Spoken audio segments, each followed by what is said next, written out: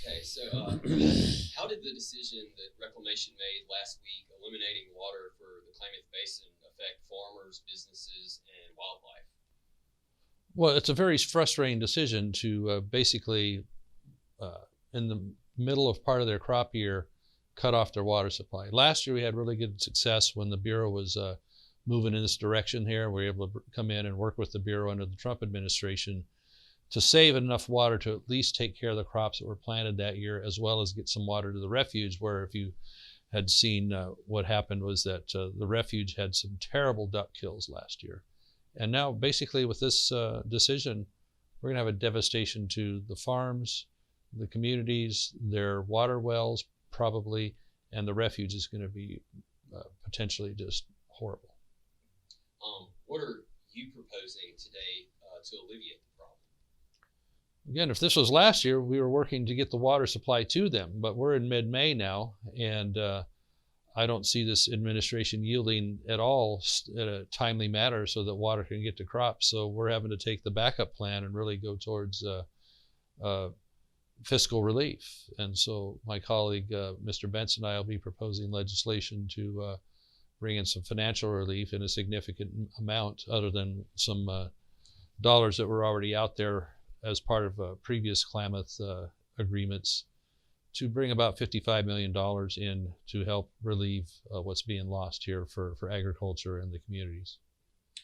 What do Congress, the federal government, and the state of California need to do going forward to solve this issue? What do Congress, the federal government, and the state need to do to solve this issue? Need a lot more working in harmony as to get what's really going to be effective up there. And so you have the suckerfish on one hand having determined certain needs, as well as the salmon on the other hand, and they're at cross with each other. And neither one of them really takes into account what the local needs for agriculture and the refuges are. And so the project was created, the Klamath Project, with the idea that extra water would be created for agriculture in there. This is over 100 years ago this happened. For at least 30 years now, they've been fighting, trying to retain and keep the water rights they have and use that usefully. We have a problem in that there's a certain amount of water still in the lake that is not there for suckerfish, but enough there to do a significant amount of cropping that's in place that is still stored. So can we get that water broke loose for those farmers in time? We're going to continue to try to have that conversation, but it doesn't seem to be as optimistic the way things are going right now under the Biden administration. There needs to be a real reality check on the water supply, its origin, who owns it up there, and what its best use is. So the fish uses we're talking about, whether keeping the lake full for the suckerfish or run it down the river for salmon, doesn't have a lot of great science behind that. Removing the dams somehow to help the salmon has very dubious science behind that. But the issue goes on. We need to preserve the water getting to the refuges, so the massive amount of duck kills we saw last year doesn't happen anymore. And what's produced in the basin agriculturally is a good product, and they own those water rights.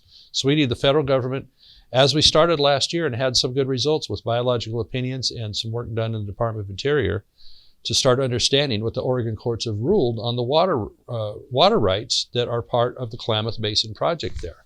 So we need to have a lot more understanding of where things come from and what the true water rights, property rights, and best focus is, using science that is actually accurate on what the best water rights uses are up there. And right now we're not at that point.